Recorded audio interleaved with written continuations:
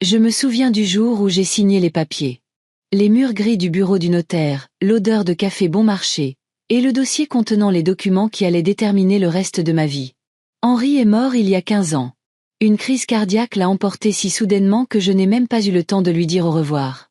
46 ans passés ensemble, et d'un coup, je me suis retrouvée seule dans la grande maison de l'avenue des Marronniers que nous avions achetée dans les années 70. Maman, papa et toi n'avez jamais eu besoin d'une si grande maison, m'a dit Laurent en me caressant la main le jour des funérailles.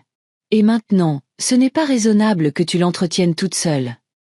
J'ai hoché la tête, ravalant mes larmes. Je ne réalisais pas grand-chose à cette époque. Brigitte, les enfants et moi pourrions emménager avec toi, a-t-il continué, sans remarquer comment les lèvres de Brigitte se pinçaient à ces mots. Tu ne serais pas obligée d'être seule. À l'époque, cela m'avait semblé être la bonne chose à faire.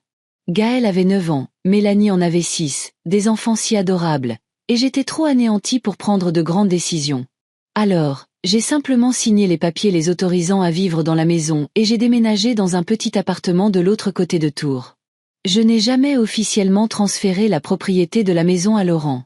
Cela semblait trop compliqué. J'étais sûre qu'il l'hériterait après ma mort. Pour ne pas gêner les jeunes, expliquai-je ma décision à mes quelques amis restants. Beaucoup ne me comprenaient pas, mais j'étais inflexible. À l'époque, il y avait encore des dîners dominicaux réguliers, des appels téléphoniques tous les soirs, et mes petits-enfants passaient souvent le week-end avec moi. Maintenant, j'ai 78 ans, et tout cela appartient au passé. Les dîners du dimanche ont cessé quand Brigitte a décidé qu'il valait mieux passer ce temps à leur club de golf. Les appels se sont raréfiés, puis sont devenus une exception, pour les anniversaires ou quand ils avaient besoin de quelque chose. Mes petits-enfants ont grandi, et la dernière fois que Mélanie est restée avec moi, c'était il y a 5 ans, quand elle avait besoin d'argent pour des vêtements à la mode que Brigitte jugeait trop chers. Je suis assise dans mon minuscule appartement au 2e étage d'un vieil immeuble de la rue Gambetta et je regarde la seule photo de toute notre famille, prise il y a 3 ans lors de la fête pour les 50 ans de Laurent. Il n'avait pas prévu de m'inviter, mais la voisine de Laurent, apprenant l'anniversaire, a appelé pour le féliciter et l'a mentionné par hasard dans une conversation avec moi. Le téléphone interrompt mes pensées. Je n'atteins pas le combiné tout de suite. Mon arthrose me fait souffrir ces derniers temps. Allô? Ma voix semble trop assurée, trop joyeuse. J'attends toujours ces rares appels comme la manne du ciel. Eliane, c'est Brigitte. Jamais maman, ou même Eliane, ma chère. Seulement mon prénom complet, comme si j'étais une lointaine connaissance. Bonjour, ma chère, réponds-je, sachant que toute démonstration de chaleur de ma part l'irrite. Mais je ne peux pas m'en empêcher. Les vieilles habitudes ont la vie dure. Écoute, nous avons une situation.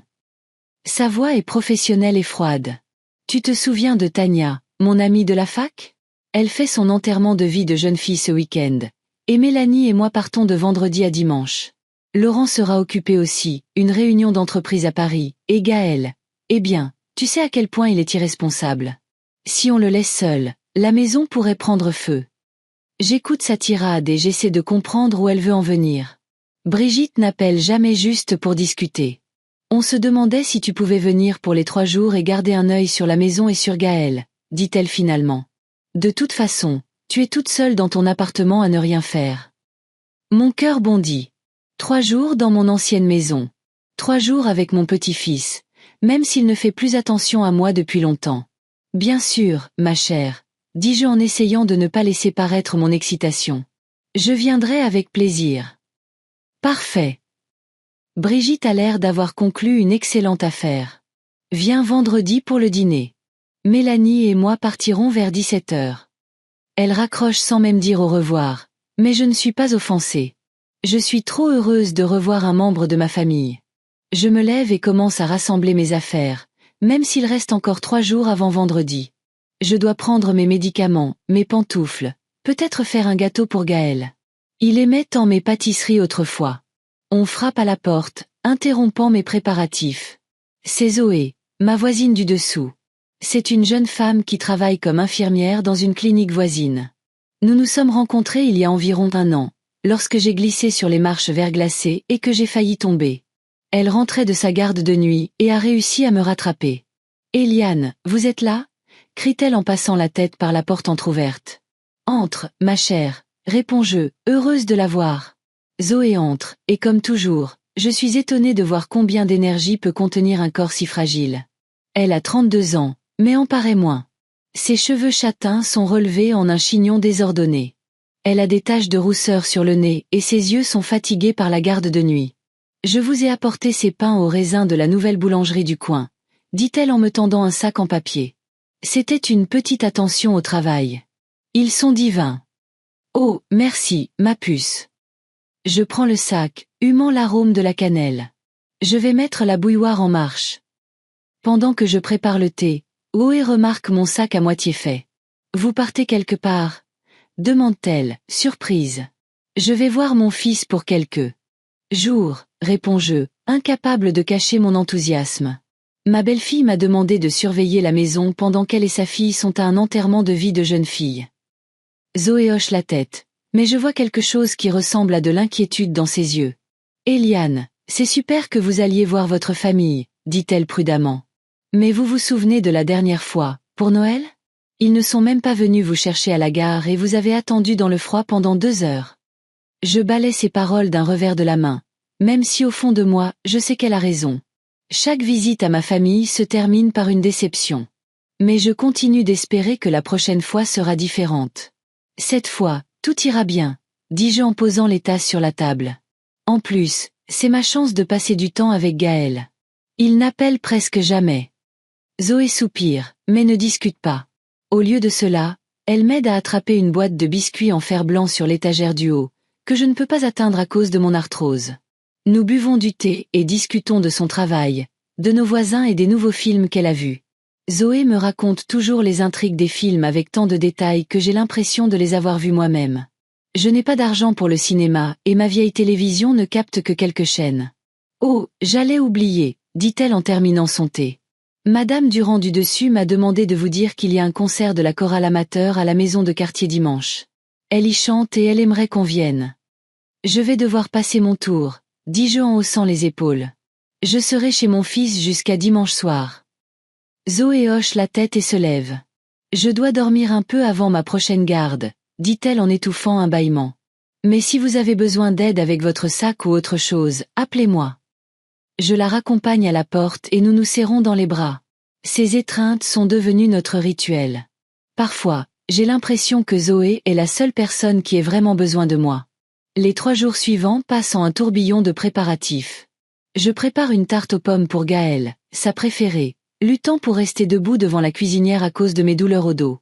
Je lave et repasse ma plus belle blouse, bien que le repassage devienne plus difficile chaque année. Je sors l'enveloppe avec de l'argent de ma cachette dans le placard. Près de 500 € que j'ai économisé petit à petit sur ma retraite.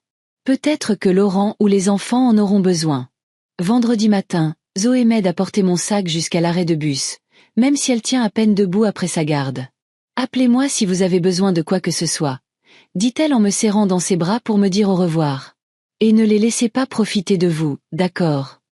Je hoche la tête, sachant que je ne pourrais pas tenir cette promesse. Comment refuser quelque chose à ma propre famille? Le bus me dépose presque devant chez moi. Je marche les 200 derniers mètres en luttant avec mon sac et la boîte de tarte. Le quartier a changé au fil des ans. De nouvelles maisons ont été construites. Certains de mes anciens voisins ont déménagé ou sont décédés. Mais ma maison, la maison où vit maintenant mon fils, a presque le même aspect qu'il y a 15 ans quand je suis partie. Une petite maison à 2 étages avec une clôture blanche qu'Henri peignait chaque printemps. Le parterre de fleurs à l'entrée où je cultivais des roses est maintenant envahi par les mauvaises herbes. Le porche où mon mari et moi aimions nous asseoir les soirs d'été semble délabré. La peinture s'écaille et l'une des marches est pourrie. Je reste devant la maison quelques minutes, rassemblant mon courage. Puis je monte les marches et sonne à la porte. Personne ne répond. Je sonne à nouveau et j'entends enfin des pas. Brigitte ouvre la porte. Elle a l'air agacée, comme si mon arrivée était une surprise désagréable, alors que c'est elle qui m'a invitée. « Oh, Eliane, vous êtes là », dit-elle en s'écartant pour me laisser entrer. « On pensait que vous arriveriez plus tard. » Je voulais vous préparer le dîner avant de partir, j'explique en entrant dans la maison et en regardant autour de moi. L'intérieur a plus changé que l'extérieur. Les murs, qui étaient autrefois bleu clair, sont maintenant peints d'un gris à la mode. Les photographies encadrées que j'avais accrochées au fil des ans ont été remplacées par des peintures abstraites. Les meubles sont neufs, froids et inconfortables. Vous n'auriez pas dû vous donner cette peine, dit Brigitte. On allait manger un morceau en chemin. Elle remarque la boîte dans mes mains. Qu'est-ce que c'est? Une tarte aux pommes pour Gaël, dis-je fièrement. Sa préférée. Brigitte pince les lèvres. Eliane, il a 24 ans. Il fait attention à sa ligne et ne mange pas de sucreries. Vous pourriez au moins vous intéresser un peu à la vie de vos petits-enfants de temps en temps. Ces mots me blessent profondément. Comment puis-je m'intéresser à leur vie quand ils ne répondent pas à mes appels? Eh bien, peut-être que Mélanie en voudra un morceau, je suggère, en essayant de sauver la face. Mélanie est au régime aussi, lance sèchement Brigitte. Portez le gâteau à la cuisine si vous voulez. Peut-être que Laurent en mangera à son retour de Paris. Je hoche la tête et me dirige vers la cuisine, qui a également été changée au-delà de toute reconnaissance. La vieille cuisinière où j'ai préparé des milliers de repas a été remplacée par une surface en verre moderne avec des commandes tactiles. Les armoires en bois qu'Henri avait construites lui-même ont été remplacées par des façades blanches brillantes. Je pose la tarte sur la table et remarque une photo sur le réfrigérateur qui me fige sur place. C'est la seule photo de ma famille que je reconnais. Laurent, Brigitte, Gaël. Et Mélanie devant la tour Eiffel. Ils sont allés à Paris il y a 2 ans et ne me l'ont même pas dit. Je l'ai appris après coup, quand Mélanie l'a mentionné accidentellement lors d'un rare appel téléphonique. Votre chambre est à l'étage. Première porte à droite, dit Brigitte, apparaissant dans l'embrasure de la porte de la cuisine. C'est l'ancien bureau de Laurent. On y a mis un lit de camp. Je la remercie et monte avec mon sac. Chaque marche est difficile. Mes genoux ne sont plus ce qu'ils étaient. La chambre qu'on m'a attribuée est petite et encombrée. Le lit de camp a l'air fragile, et je doute de pouvoir m'en relever le matin sans aide. Pendant que je défais mes valises, Mélanie rentre à la maison. J'entends sa voix en bas et je me dépêche de descendre pour embrasser ma petite fille. Mélanie est devenue une belle jeune femme. Grande, mince, avec des cheveux châtains comme ceux d'Henri, mais ses yeux manquent de la chaleur dont je me souviens de son enfance. « Salut, mamie », dit-elle formellement, me laissant l'embrasser mais sans rendre l'étreinte. « Ma chérie, comme tu as grandi », dis-je en reculant pour mieux la regarder. « Tu es de plus en plus belle chaque jour. » Mélanie sourit légèrement mais perd rapidement tout intérêt pour la conversation. « Maman, on part bientôt ?» demande-t-elle à Brigitte. Jenny a écrit que tout le monde est prêt. « Oui, dans une demi-heure », répond Brigitte en jetant un coup d'œil à sa montre. « Va vérifier que tu as tout pris. » Mélanie hoche la tête et monte sans même me dire au revoir. Je reste seule dans la cuisine, me sentant comme une étrangère dans la maison qui fut autrefois la mienne. Un peu plus tard, Gaël apparaît, un grand jeune homme à l'air perpétuellement maussade. Il me fait à peine un signe de tête en guise de salutation et va immédiatement dans sa chambre. « Ne faites pas attention à lui, » dit Brigitte, remarquant mon regard contrarié. « Il est comme ça avec tout le monde en ce moment. Il traverse une mauvaise passe. » Je hoche la tête, même si je sais que ce n'est pas vrai.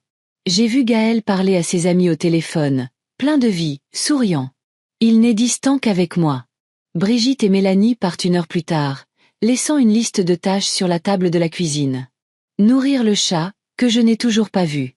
Arroser les plantes. Vérifier le courrier. Pas de merci ni de s'il vous plaît. Juste des instructions sèches. Rester seul dans la maison, à l'exception de Gaël qui s'est enfermé dans sa chambre, je commence à préparer le dîner. Mon petit-fils ne mange peut-être pas de sucreries, mais il est peu probable qu'il refuse des lasagnes maison. Pendant que je cuisine, mes pensées retournent vers Zoé. Contrairement à mes propres petits-enfants, elle est toujours heureuse de me voir. Quand elle a une soirée de libre, nous regardons souvent de vieux films ensemble sur ma télévision antédiluvienne. Et quand elle rentre de sa garde de nuit, je lui prépare parfois le petit déjeuner. Rien de sophistiqué, juste des œufs ou du porridge.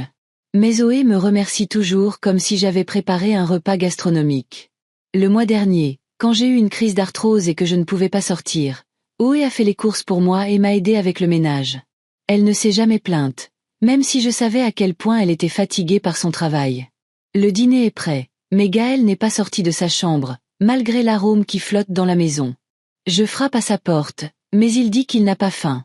Je dîne seule à la grande table où toute notre famille se réunissait autrefois. Après le dîner, je fais la vaisselle, j'essuie les tables et je balaie le sol. Ce sont des tâches familières que j'ai accomplies dans cette maison des milliers de fois. Un instant, il me semble que rien n'a changé. Que Henri va entrer, m'embrasser sur la joue et me demander comment s'est passée ma journée. Mais l'instant passe, et je suis de nouveau seule dans une maison étrangère. Je monte et m'allonge sur un lit de camp inconfortable, écoutant Gaël jouer à un jeu vidéo bruyant dans la pièce voisine. Malgré ma fatigue, je n'arrive pas à m'endormir avant longtemps. Le matin, je me réveille tôt par vieille habitude. Se lever du lit de camp est aussi difficile que je le craignais. Mes genoux refusent de se plier et mon dos me fait mal, mais j'y parviens et je descends à la cuisine pour préparer le petit déjeuner. Gaël apparaît vers midi, endormi et grognon. Il prend son café sans même me remercier de l'avoir préparé et s'apprête à retourner dans sa chambre. Gaël, mon chéri, je l'arrête. J'ai fait des crêpes, tes préférées, avec des myrtilles. Il se retourne et me regarde avec une expression que je ne peux pas déchiffrer. Mamie, je ne mange plus de crêpes aux myrtilles depuis que j'ai 12 ans, dit-il avec une légère irritation. Je ne prends pas de petit déjeuner. Sur ce, il part, me laissant planter là avec une assiette de crêpes refroidissant dans les mains. La journée se passe dans la solitude. Je trouve le chat, roux et duveteux, sous le canapé et je le nourris. J'arrose les plantes, qui sont rares dans la maison et qui ont toutes l'air à moitié fanées. Je vérifie le courrier, principalement des prospectus publicitaires et des factures. À un moment donné, le téléphone de Brigitte, qu'elle a laissé en charge, sonne. Je vois le nom, Eliane, sur l'écran. C'est ainsi qu'elle a enregistré mon numéro, et je réalise que c'est un appel de mon téléphone fixe. Zoé doit essayer de me joindre. Je ne peux pas répondre au téléphone de quelqu'un d'autre, alors j'attends simplement qu'il arrête de sonner. Le soir, je prépare à nouveau le dîner, cette fois du poulet avec des légumes. Gaël refuse de nouveau de manger avec moi, emportant son assiette dans sa chambre. Je m'assois seule à table, écoutant le tic-tac de l'horloge sur le mur. La même qu'Henri y a accroché. Le 3e jour de mon séjour, le dimanche, il se passe quelque chose qui va changer à jamais la dynamique de notre famille. Je prépare le dîner, sachant que Brigitte et Mélanie doivent rentrer tard dans la soirée. Gaël n'a pas quitté sa chambre de la journée, et j'espère qu'au moins l'odeur du dîner le fera descendre. Soudain, la porte d'entrée s'ouvre, et j'entends la voix de Laurent. Il est de retour de Paris plus tôt que prévu. J'essuie mes mains sur mon tablier et je vais dans le hall pour saluer mon fils. Laurent a l'air fatigué et irrité. Il jette sa mallette par terre et me regarde comme s'il ne s'attendait pas à me voir dans sa propre maison. « Maman, qu'est-ce que tu fais là ?» demande-t-il en enlevant son manteau. « Brigitte m'a demandé de surveiller la maison pendant que vous étiez tous absents, » j'explique, en essayant de cacher ma peine qu'il ne se souvienne même pas de l'arrangement. Laurent fronce les sourcils et entre dans la cuisine où il voit la table mise et le dîner en préparation. « Depuis combien de temps es-tu là ?» demande-t-il, ouvrant le réfrigérateur et sortant une bouteille de bière. « Depuis vendredi. » Je réponds en retournant à la cuisinière pour retourner la viande. « Brigitte a dit que tu rentrerais tard. » La réunion s'est terminée plus tôt, marmonne Laurent en prenant une gorgée de bière. « Qu'est-ce que tu cuisines ?»« Un rôti avec des légumes, dis-je avec espoir. Ton préféré. Tu te joins à nous ?» Laurent hausse les épaules et s'assoit à table sans proposer d'aide. Je lui sers une portion, en essayant de ne pas montrer à quel point mes mains me font mal à force de travailler dans une cuisine inconnue. « Gaël est à la maison ?» demande Laurent en commençant à manger. « Oui, dans sa chambre », je réponds. « Il n'est pas très sociable. » Laurent grogne. Il est comme moi à son âge. Nous mangeons en silence. J'essaie d'engager la conversation plusieurs fois, lui posant des questions sur son travail, son voyage à Paris, mais n'obtiens que des réponses monosyllabiques. Finalement, quand il a fini de manger, je décide de poser la question qui me taraude depuis longtemps. « Laurent, mon chéri, je pensais, peut-être que je devrais venir plus souvent, aider à la maison, cuisiner pour vous. » Mon fils lève les yeux de son assiette et me fixe avec une expression que je ne comprends pas. « Pourquoi ?» demande-t-il brutalement. Sa question me prend au dépourvu. « Eh bien, pour vous aider, pour être là pour vous. Nous sommes une famille. » Laurent se penche en arrière sur sa chaise et croise les bras sur sa poitrine. « Maman, soyons honnêtes. Nous sommes tous occupés avec nos propres vies. Les enfants ont leur vie, et Brigitte et moi avons la nôtre. On s'en sort très bien sans aide supplémentaire. » Ces mots me blessent plus que je ne veux l'admettre. « Mais vous me manquez, dis-je doucement. Gaël et Mélanie me manquent. Ils ont tellement grandi et je ne les vois presque jamais. Ils ont grandi parce que tu ne les vois pas, répond Laurent avec une pointe d'irritation. Ça s'appelle grandir, maman. Ils ont besoin d'espace. Je hoche la tête, ravalant les larmes qui me montent aux yeux. Laurent remarque mon état et soupire. Écoute, je ne voulais pas te contrarier. C'est juste que, c'est la vie. Les enfants grandissent, les parents vieillissent, chacun suit son propre chemin. Je comprends, dis-je, même si je ne comprends pas vraiment comment mon propre fils peut être si froid. Je voulais juste être utile. Laurent se lève et porte son assiette à l'évier. Tu sais, maman, dit-il en me tournant le dos. Si tu veux vraiment être utile, tu pourrais nous aider financièrement. La maison a besoin de réparation. Mélanie a des frais de scolarité. Gaël a un prêt pour sa voiture. Je regarde son dos, sentant quelque chose se briser en moi. Pendant 15 ans, je leur ai donné la majeure partie de ma modeste retraite, me privant de tout, des nouveaux vêtements aux médicaments nécessaires, et ce n'est toujours pas assez. Je fais ce que je peux, Laurent, dis-je doucement. Ma retraite n'est pas si élevée. Il se retourne et je vois dans ses yeux non pas le fils que j'ai élevé, mais un étranger. Oui, bien sûr, dit-il avec une irritation à peine dissimulée. D'ailleurs, puisque tu vis ici, tu utilises l'électricité, l'eau, la nourriture. Je me fige, n'en croyant pas mes oreilles. Qu'est-ce que tu veux dire? Laurent me regarde comme s'il expliquait l'évidence à un enfant. Maman, tout coûte de l'argent. Si tu veux rester ici encore quelques jours, ce serait juste que tu sais, contribues un loyer, pour ainsi dire. Je sens le sang quitter mon visage. Tu me demandes de payer pour rester dans ma propre maison. Techniquement, c'est notre maison depuis 15 ans, rétorque Laurent. Et nous payons l'hypothèque, les impôts, les charges. Je suis sans voix. Mon fils, mon unique enfant que j'ai élevé avec amour, me dit que je dois payer pour avoir le droit d'être dans la maison que je lui ai donnée. Laurent, je dis finalement, ma voix tremblante. Je suis ta mère. Je t'ai donné cette maison pour que tu puisses fonder une famille. Je n'ai jamais rien demandé en retour. Et nous en sommes reconnaissants, dit-il machinalement. Mais les temps ont changé. Tout devient plus cher. Si tu veux faire partie de nos vies, tu dois contribuer. Je le regarde, ne le reconnaissant pas. Où est le garçon à qui je lisais des histoires avant de dormir? L'homme que j'ai réconforté après sa première rupture? Le père que j'ai aidé avec des nouveau-nés quand Brigitte avait du mal? Sans dire un mot, je monte à l'étage et commence à faire mes valises. Mes mains tremblent. Les larmes brouillent ma vision, mais je ne me permettrai pas de pleurer devant lui. Pendant les 15 minutes que je passe à faire mes valises, Laurent ne monte pas pour s'excuser ou même s'expliquer.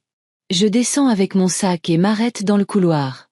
Laurent est assis dans le salon, regardant la télévision comme si de rien n'était. Je pars, dis-je, en essayant de garder ma voix stable.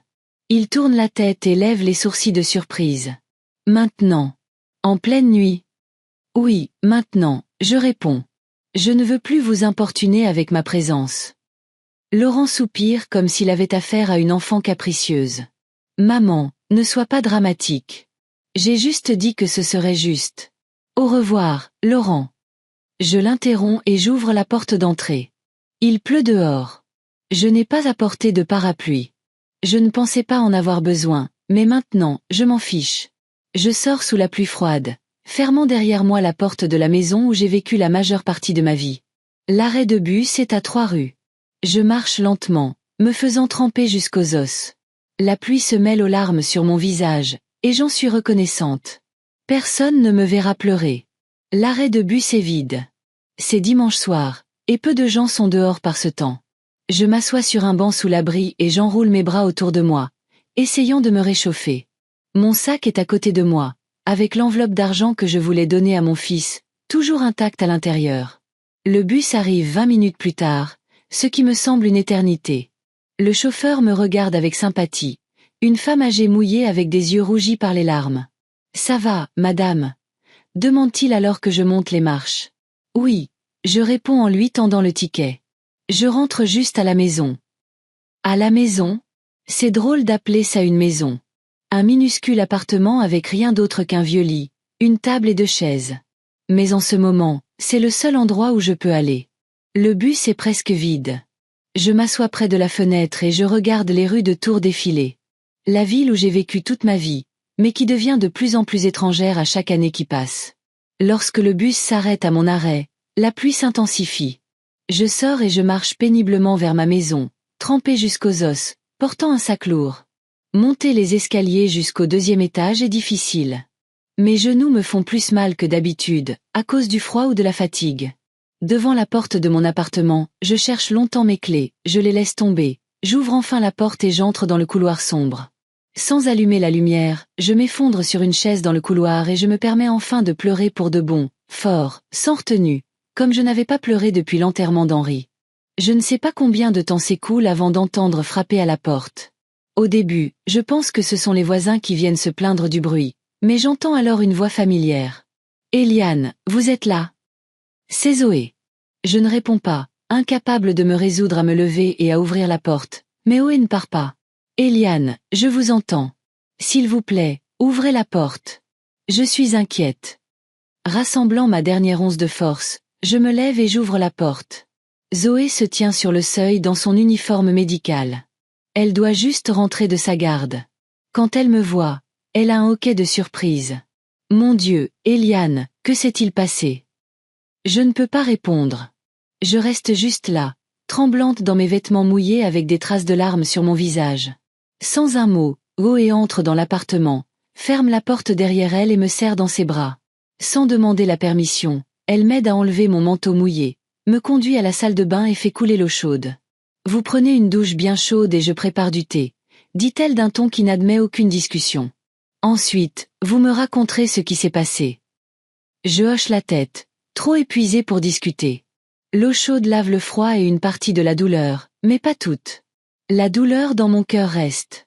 Quand je sors de la salle de bain, je trouve une chemise de nuit propre et une robe de chambre sur le lit, que Zoé a sorti du placard.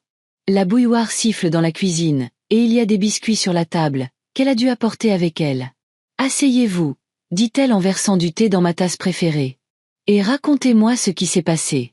Vous ne deviez pas rentrer avant demain. » Et je lui raconte tout. Les mots sortent, sur l'indifférence de Gaël, la froideur de Mélanie, comment Laurent m'a demandé de l'argent pour rester dans ma propre maison. Zoé écoute en silence, ne faisant que serrer ma main plus fort lorsque ma voix se met à trembler. « Eliane, » dit-elle quand j'ai fini mon récit, « je suis tellement désolée. Personne ne mérite d'être traité de cette façon, surtout par ses propres enfants. Je ne comprends juste pas où je me suis trompée, dis-je en essuyant d'autres larmes. Henri et moi avons toujours essayé de l'élever pour qu'il soit gentil et attentionné. Que ai-je fait de mal ? Zoé secoue la tête. Ce n'est pas votre faute. Certaines personnes changent, et pas toujours pour le mieux. Elle fait une pause, comme si elle se décidait à quelque chose, puis continue. Vous savez, Eliane, ma grand-mère est morte quand j'avais 5 ans. Mon autre grand-mère vivait aux Philippines et je ne l'ai vue que quelques fois. J'ai toujours envié mes amies qui avaient des grand-mères aimantes. Et quand je vous ai rencontré, elle sourit à travers ses larmes, j'ai eu l'impression que le destin m'offrait une seconde chance. Ces mots me réchauffent de l'intérieur, plus que le thé chaud ne pourrait jamais le faire.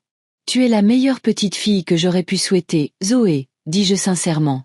Même si nous ne sommes pas liés par le sang. Nous restons assis à table, nous tenant la main, jusqu'à ce que le thé refroidisse. Pour la première fois de cette terrible journée, je me sens en paix. Zoé propose de rester pour la nuit, et je ne m'y oppose pas. L'idée de passer cette nuit seule me semble insupportable.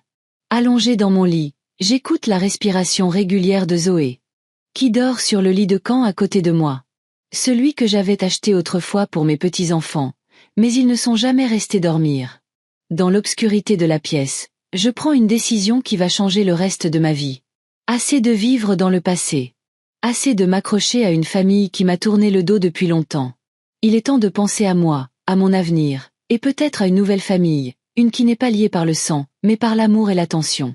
Avec cette pensée, je m'endors, ressentant de l'espoir pour la première fois depuis de nombreuses années, plutôt que de l'amertume et de la solitude. Je me suis réveillée au son de la pluie tambourinant sur le toit. Mon corps était endolori, et ma gorge était irritée, ce qui n'était pas surprenant après la veille.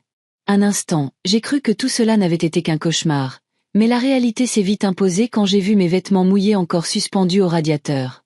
Zoé était déjà partie. C'était lundi, un jour de travail. Sur la table de la cuisine, J'ai trouvé un mot écrit de l'écriture soignée de l'infirmière. Eliane, le petit déjeuner est dans le micro-ondes. Le thé est dans le thermos. Reposez-vous aujourd'hui. Je reviens ce soir. Appelez si vous avez besoin de quoi que ce soit. Z. Je me suis lentement laissé tomber sur une chaise, sentant mes yeux se remplir à nouveau de larmes.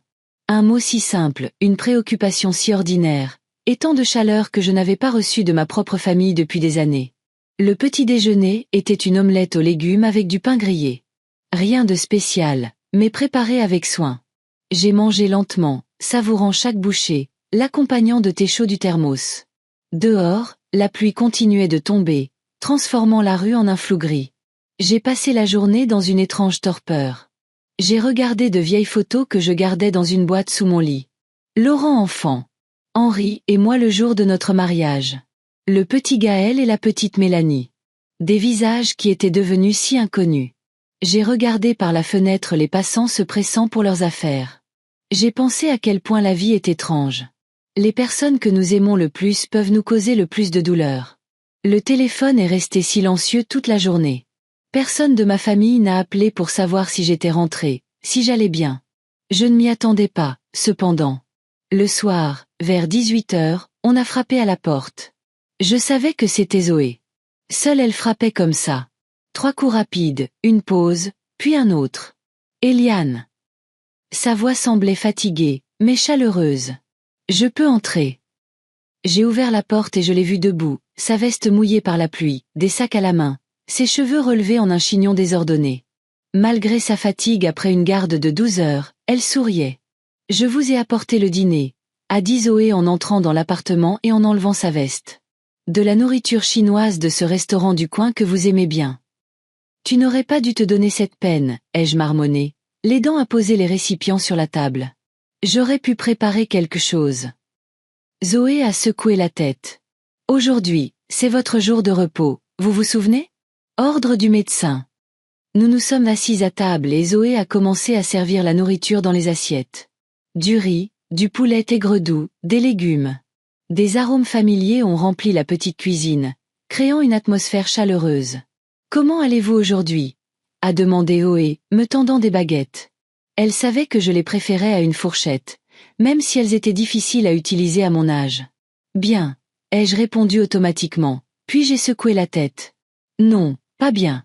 Je me sens vide, comme si quelque chose s'était brisé en moi. » Zoé a hoché la tête sans m'interrompre, me laissant le temps de parler. Tu sais, je n'arrête pas de penser, où me suis-je trompée? Ai-je continué, fixant mon assiette. Que ai-je fait de mal pour que mon propre fils, pour qu'il devienne comme ça? Eliane, a dit Zoé doucement. Ce n'est pas votre faute. Parfois, les gens changent, et pas toujours pour le mieux, surtout quand il y a des gens autour qui les influencent négativement. Je savais qu'elle faisait allusion à Brigitte, mais je ne voulais pas blâmer ma belle-fille. Après tout, Laurent était un homme adulte capable de prendre ses propres décisions. Peut-être, ai-je dit, mais je suis sa mère. J'aurais dû le voir changer. J'aurais dû faire quelque chose. Zoé a posé ses baguettes et m'a regardé droit dans les yeux. Eliane, écoutez-moi. Vous avez été une bonne mère. Vous avez donné à votre fils tout ce que vous pouviez. De l'amour, des soins, une éducation, même une maison. Le fait qu'il ne l'apprécie pas en dit plus sur lui que sur vous. Ces paroles, prononcées avec une telle conviction, m'ont fait réfléchir. Peut-être qu'elle avait raison. Peut-être que j'avais vraiment fait tout ce que je pouvais et que le problème n'était pas moi.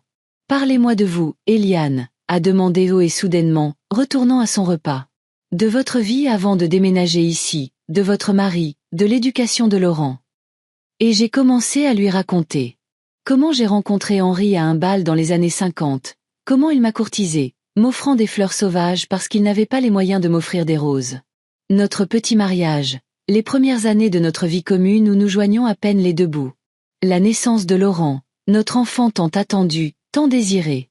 Comment Henri travaillait 3 emplois pour que je puisse rester à la maison avec le bébé. Comment nous avons économisé pour une maison, celle-là même où vit maintenant mon fils. Laurent était un garçon si merveilleux, ai-je dit, perdu dans mes souvenirs. Attentionné, gentil, toujours à aider les voisins, à nourrir les chats errants, à m'apporter des fleurs. Du terrain vague derrière la maison. Je ne sais pas quand tout a changé. Les gens changent quand le monde qui les entoure change, a dit Zoé pensivement. Parfois, pas pour le mieux. J'ai hoché la tête, ressentant un étrange soulagement d'avoir enfin partagé tout cela avec quelqu'un qui écoutait vraiment. Et toi? Ai-je demandé, réalisant soudain à quel point je savais peu de choses sur la jeune fille qui était devenue plus proche de moi que mes propres petits-enfants.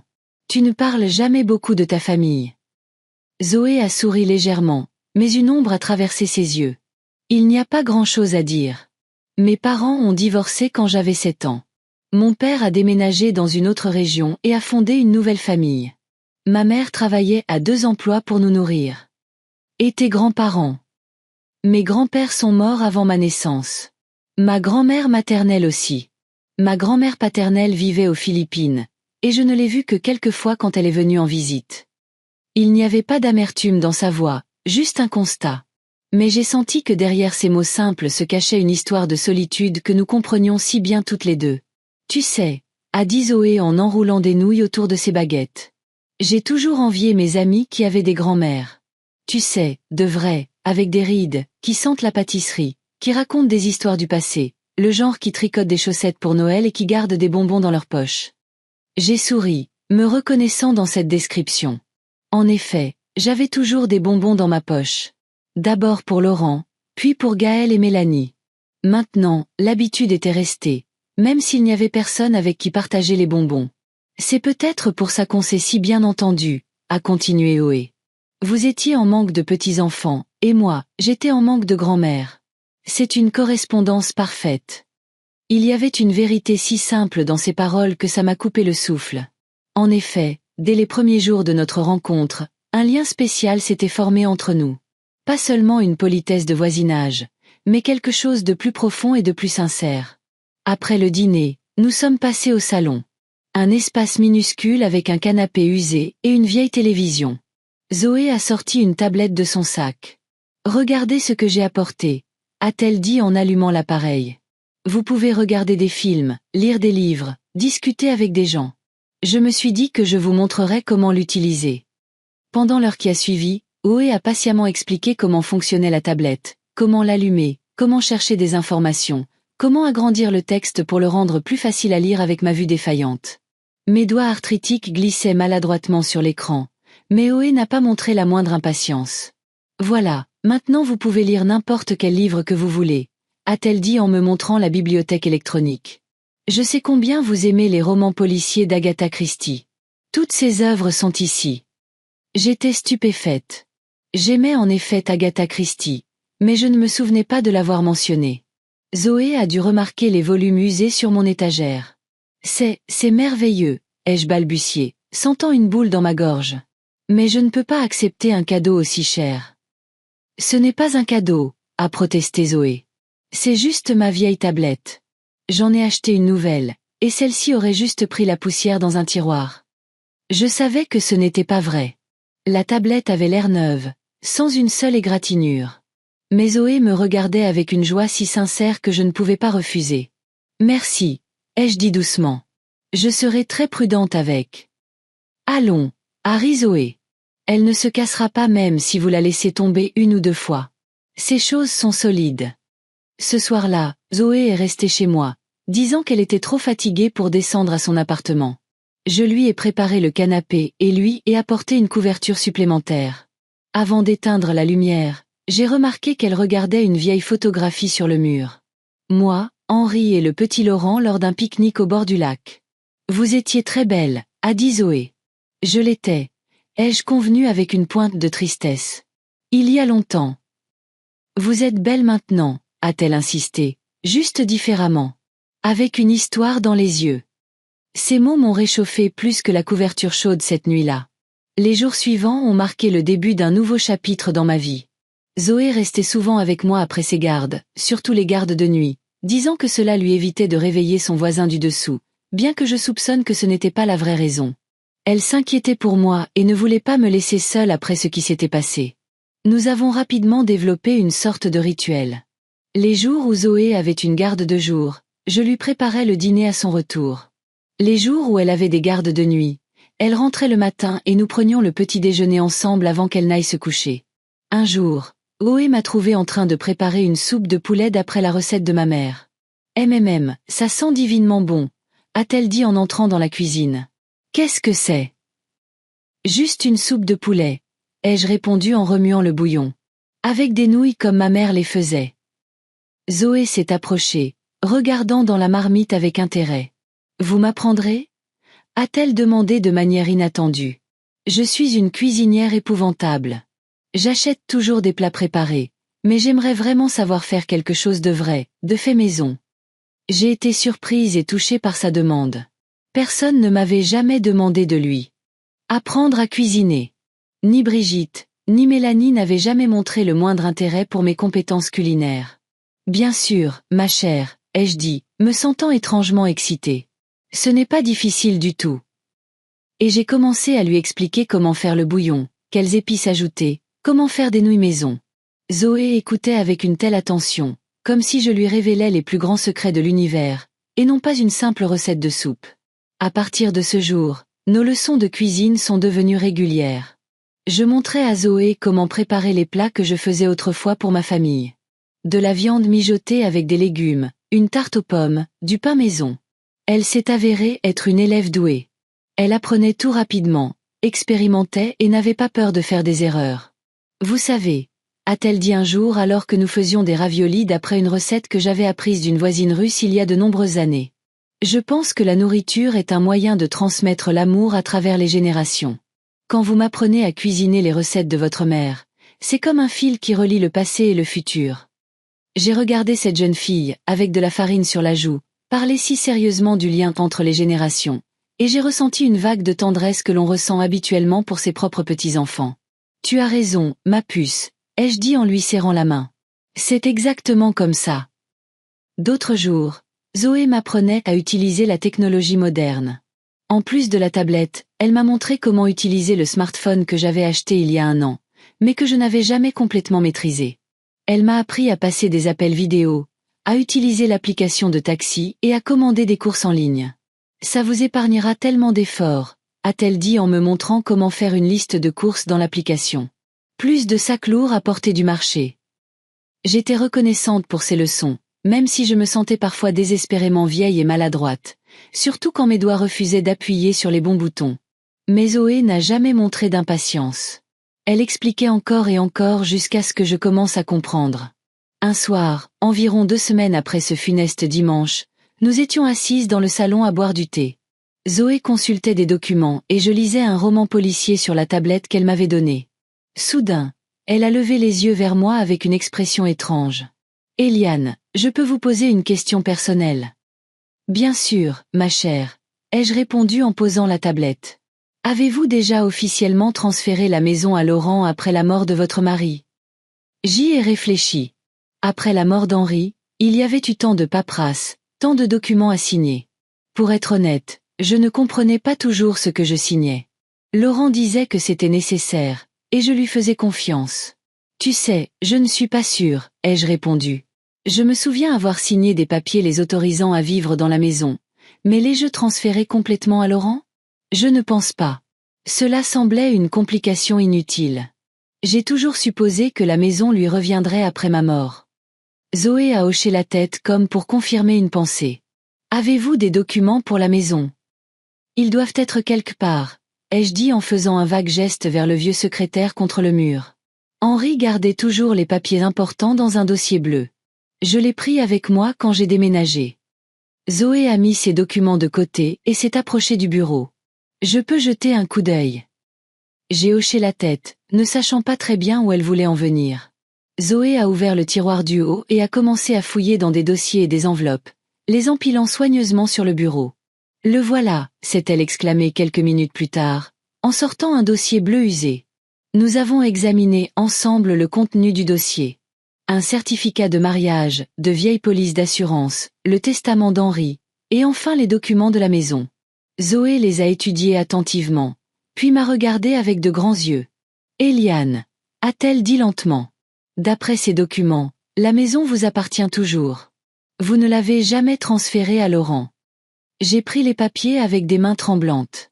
En effet, mon nom était inscrit comme propriétaire. À côté, il y avait le nom d'Henri, barré, et marqué « décédé ». Mais je pensais. ai-je marmonné, en essayant de digérer l'information. Laurent a dit qu'il payait l'hypothèque. Quelle hypothèque? Zoé a montré le document. Il est clairement indiqué ici que la maison a été entièrement payée dans les années 90. Vous et votre mari en étiez les seuls propriétaires depuis longtemps, sans aucun prêt.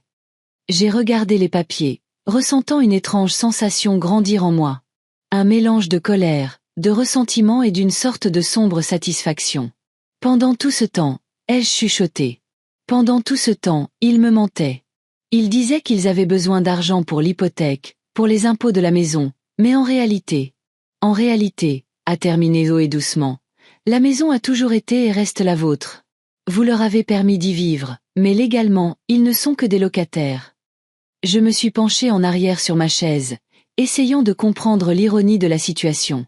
Pendant 15 ans, j'avais vécu dans un minuscule appartement loué, donnant la majeure partie de ma retraite à mon fils et à sa famille, soi-disant pour entretenir une maison qui m'appartenait en réalité. Qu'est-ce que je suis censée faire maintenant? Ai-je demandé, confuse.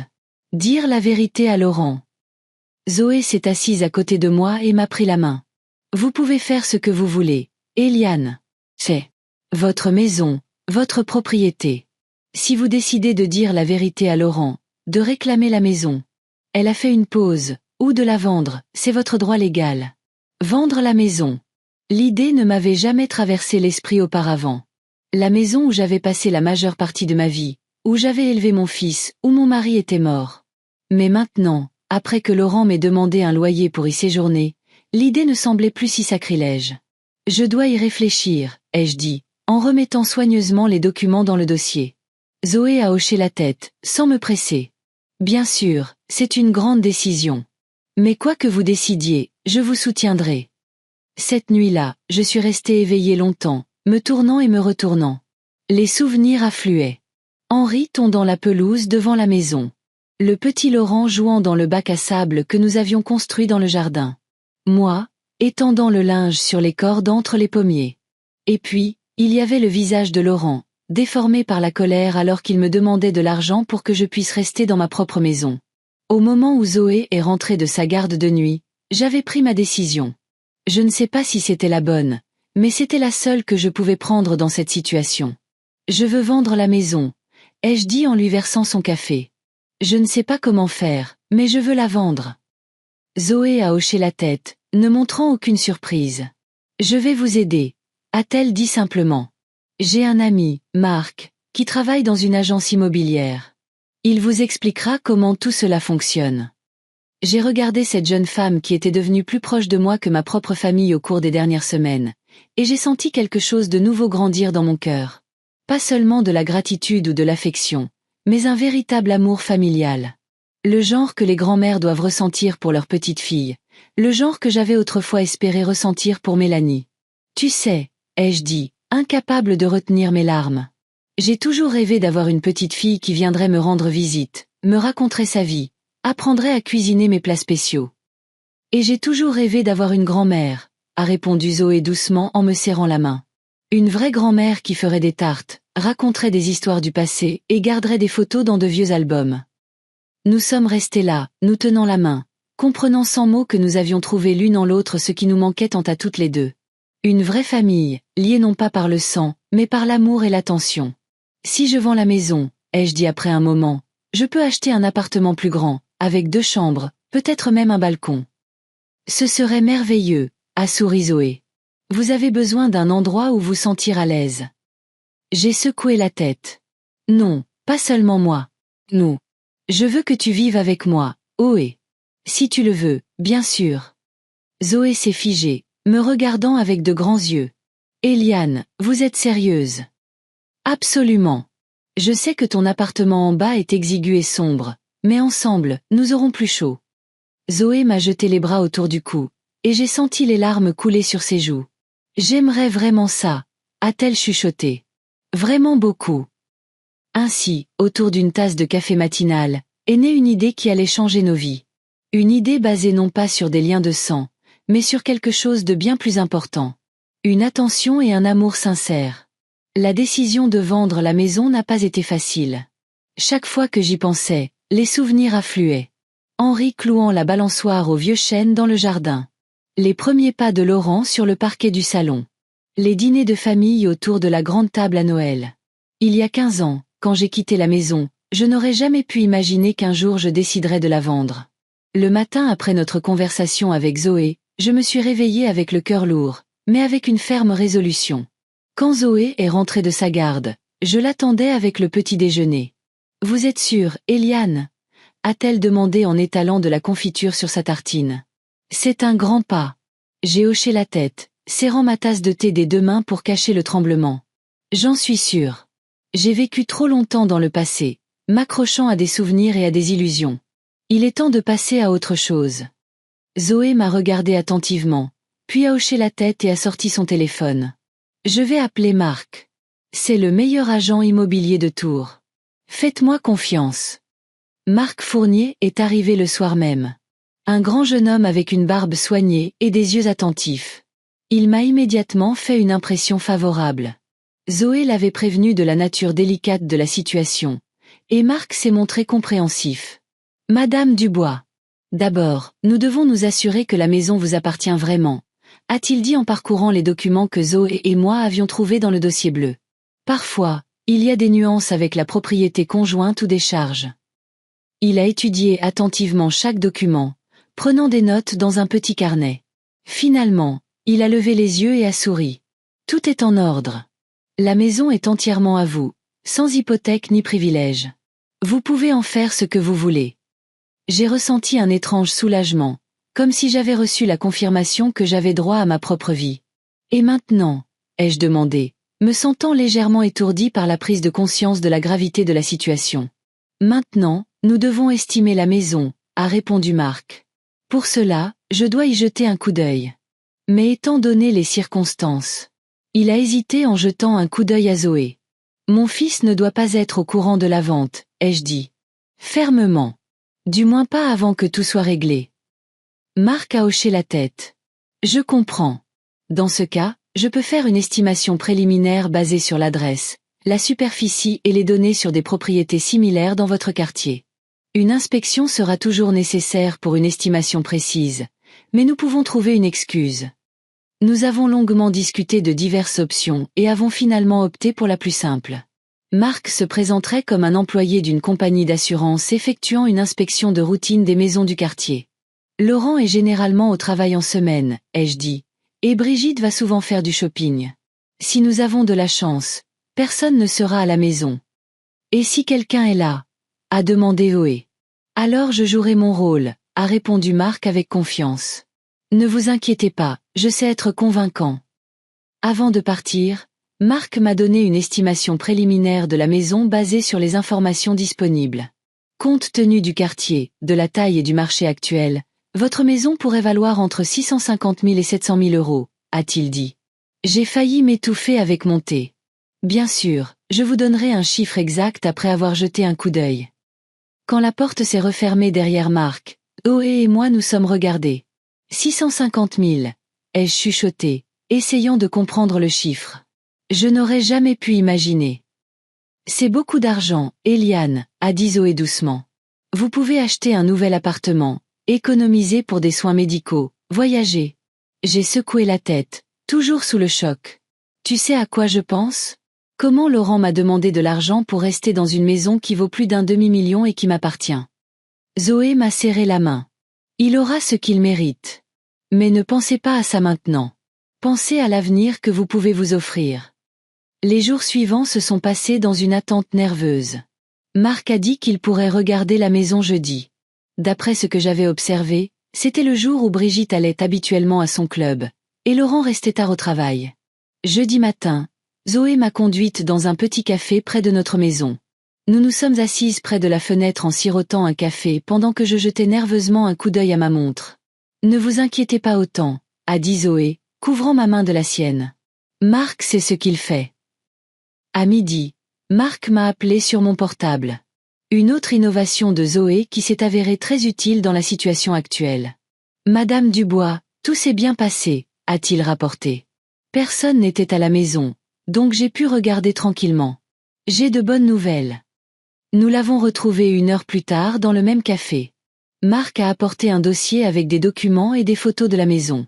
La maison est en bon état, bien qu'il y ait quelques points à revoir, a-t-il commencé en me montrant les photos.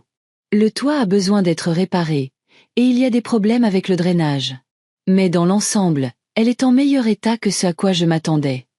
J'ai regardé tristement les photos. La maison avait l'air négligée. La peinture de la façade s'écaillait, le jardin était en friche et la clôture était tordue.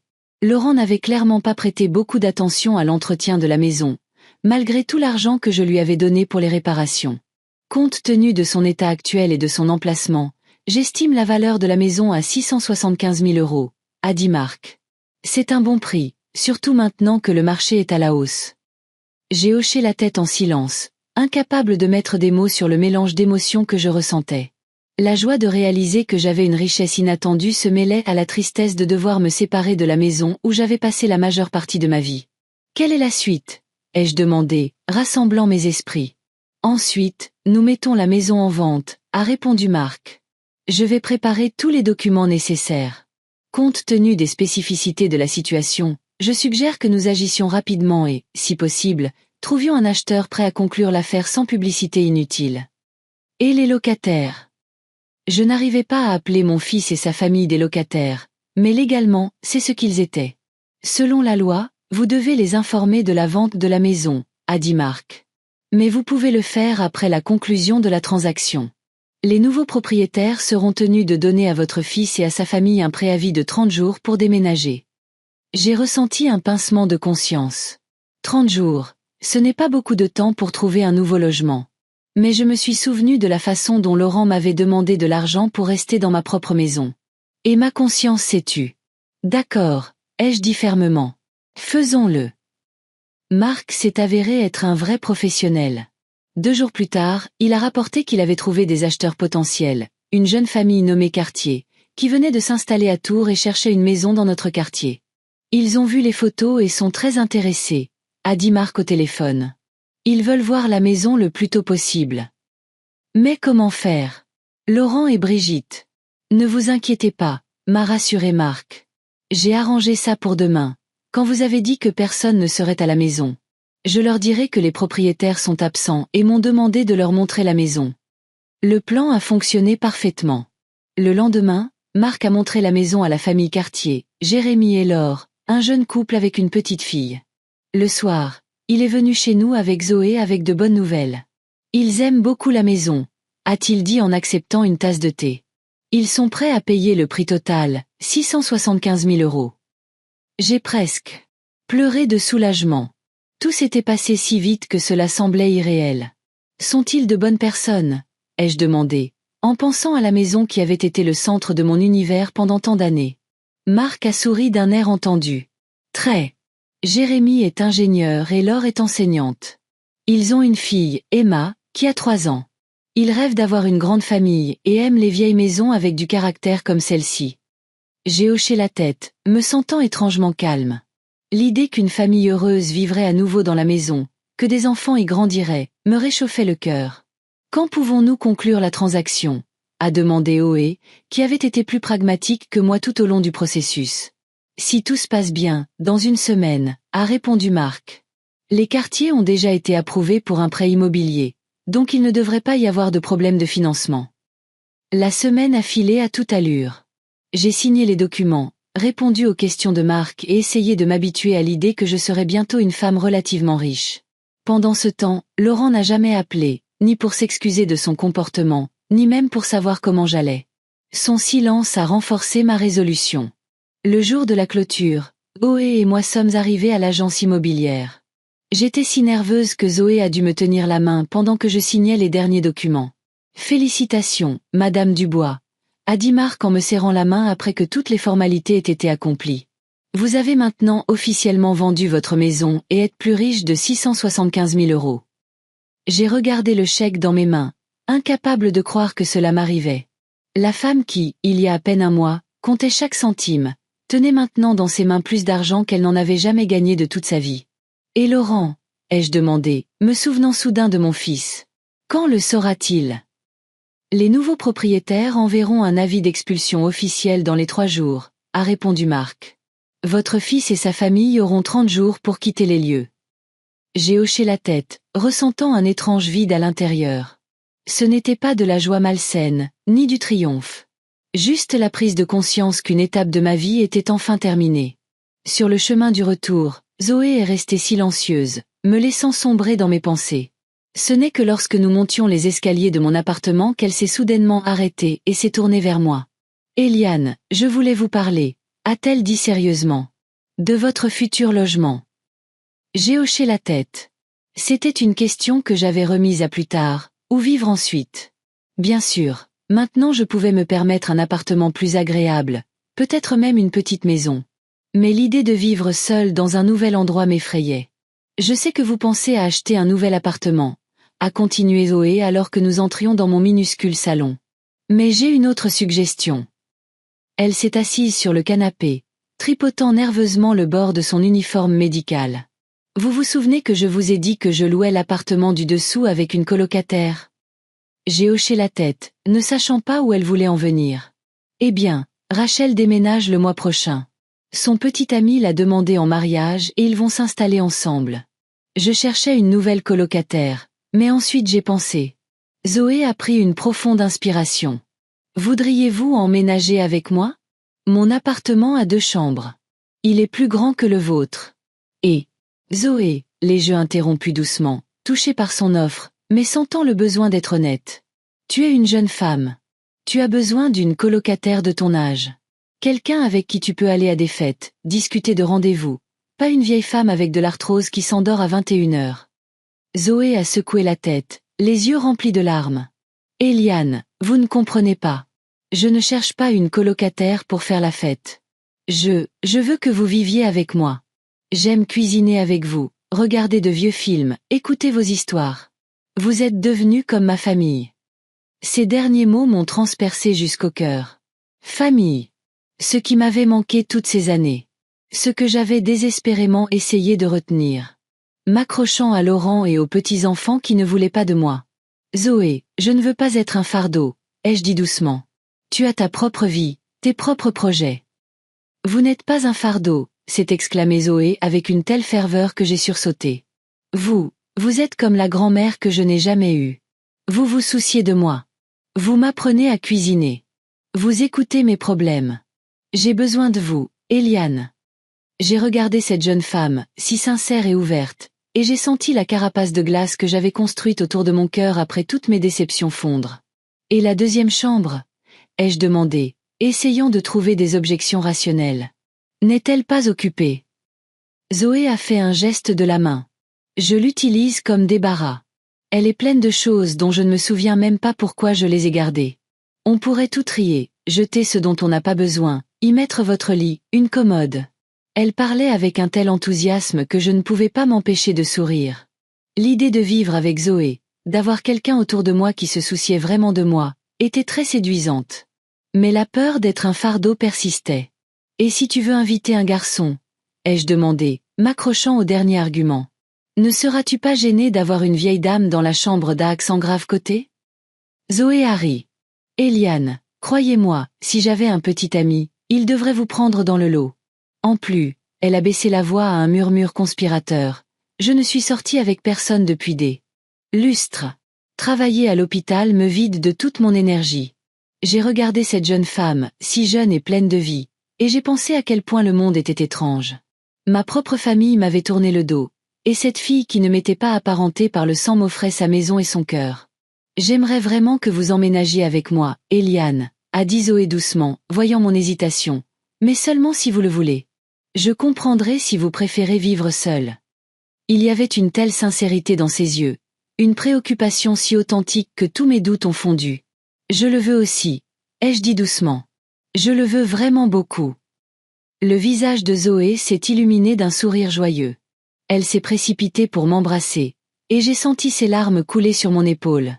Nous aurons une vie merveilleuse ensemble. Vous verrez, s'est-elle exclamée en s'écartant. J'ai tellement de projets. On pourrait réaménager la cuisine.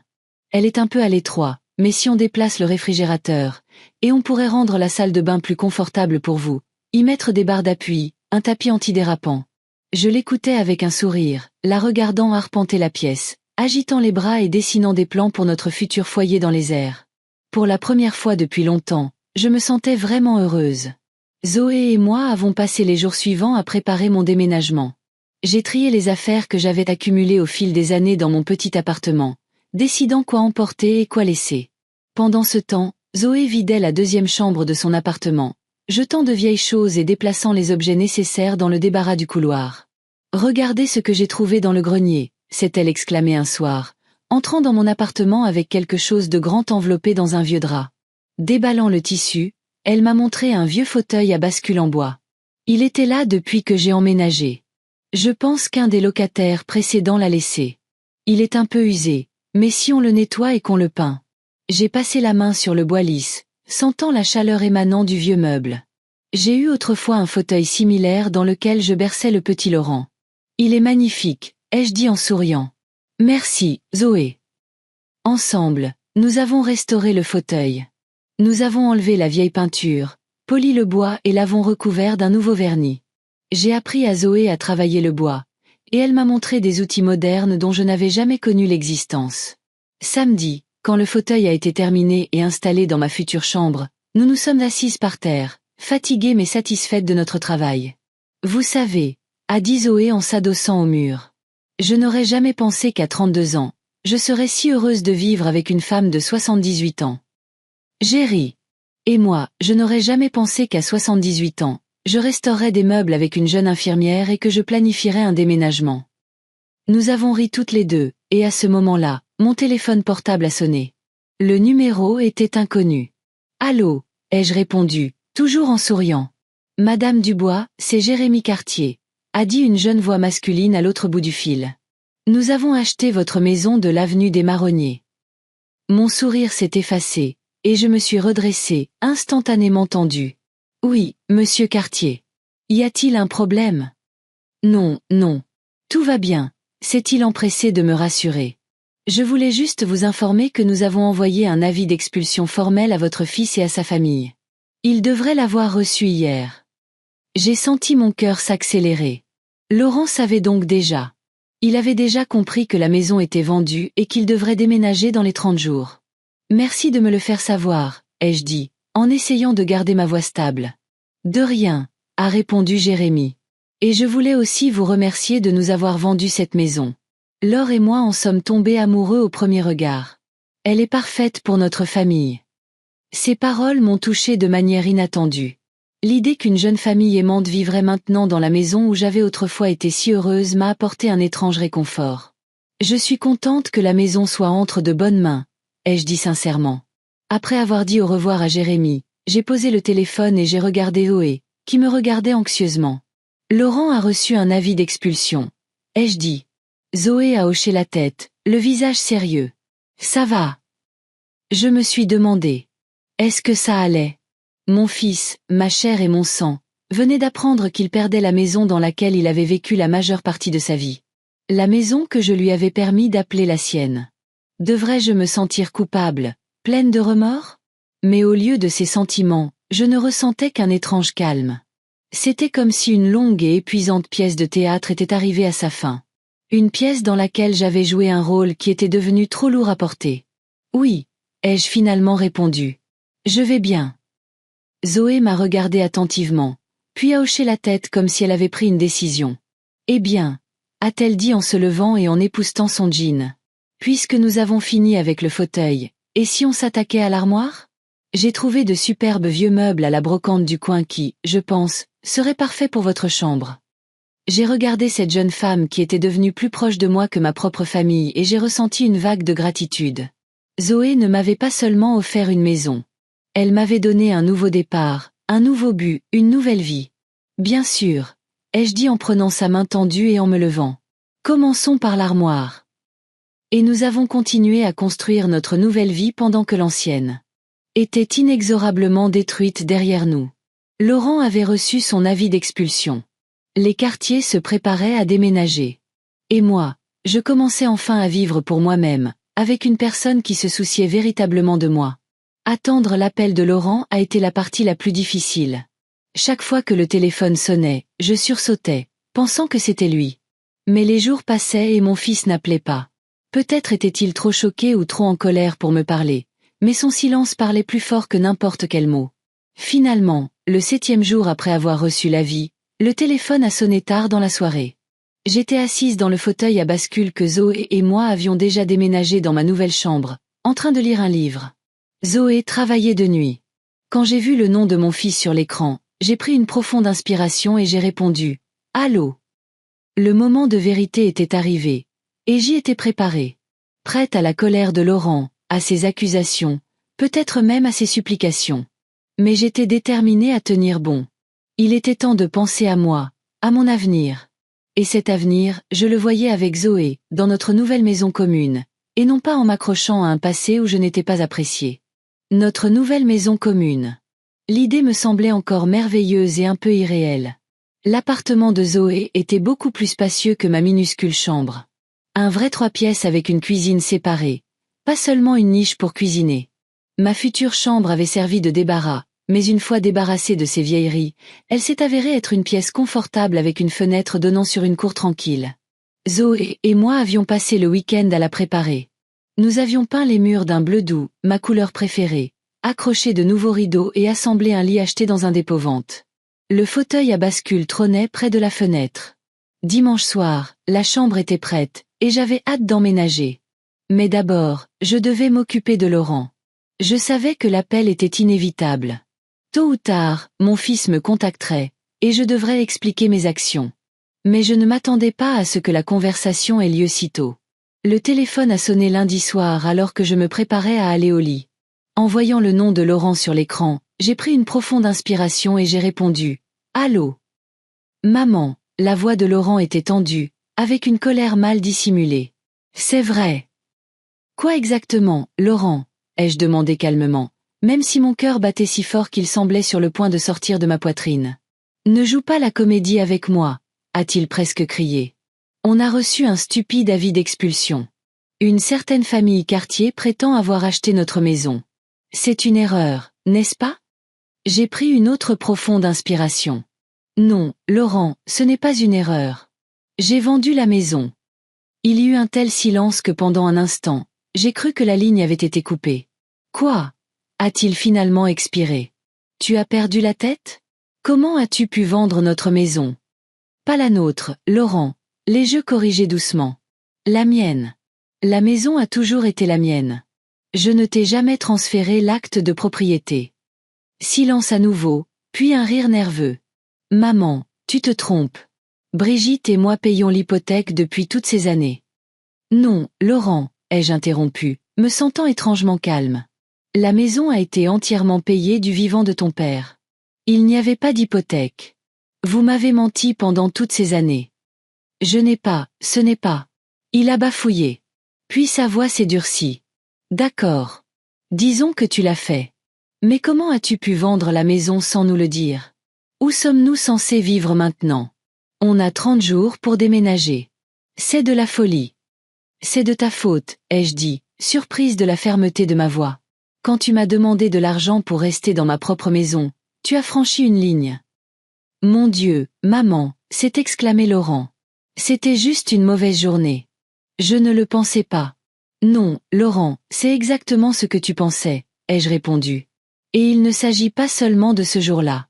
Il s'agit des 15 années où vous avez pris mon aide pour acquise, pris mon argent, mais n'avez jamais trouvé le temps de me rendre visite, ni même d'appeler si vous n'aviez pas besoin de quelque chose.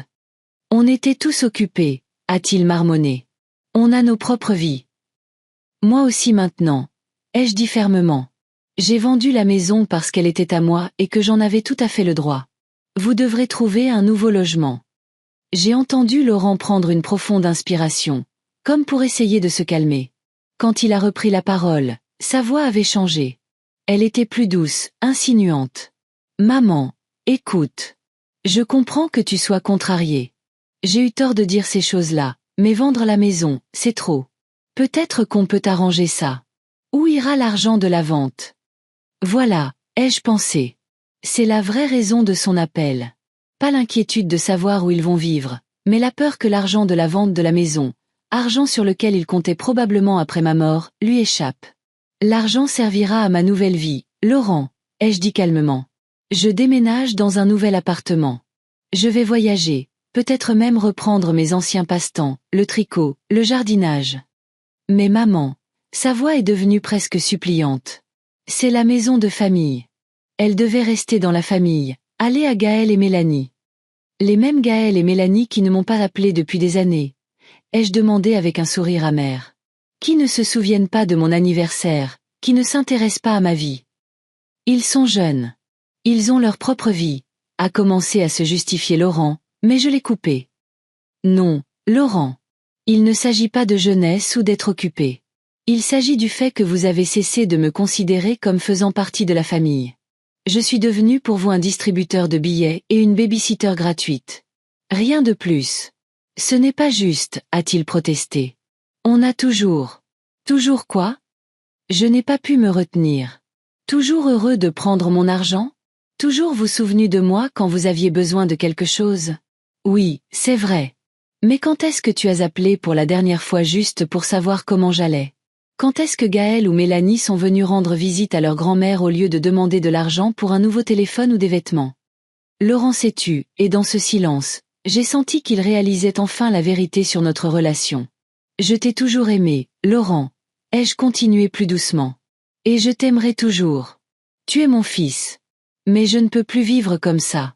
J'ai 78 ans, et je veux passer le reste de ma vie à me sentir valorisé et aimé, pas utilisé et oublié. Et où vas-tu vivre? A-t-il demandé amèrement. Dans une maison de retraite. Non, ai-je répondu. Je vais vivre avec Zoé. Qui est Zoé? J'ai souri en pensant à la fille qui était devenue plus proche de moi que mes propres petits-enfants. Ma voisine, ou plutôt ma future ex-voisine et nouvelle colocataire. Nous allons vivre ensemble. Tu vas vivre avec une inconnue? A demandé Laurent, incrédule. Au lieu de ta propre famille. Zoé n'est pas une inconnue, ai-je dit doucement. Elle s'est plus souciée de moi que vous tous réunis au cours des 10 dernières années. Elle écoute mes histoires, cuisine avec moi, m'aide avec mes courses. Elle me voit comme une personne, Laurent, pas comme un fardeau ou un portefeuille sur pattes. Il y eut une longue pause. Je pouvais entendre la respiration lourde de mon fils et je l'imaginais luttant avec ses émotions.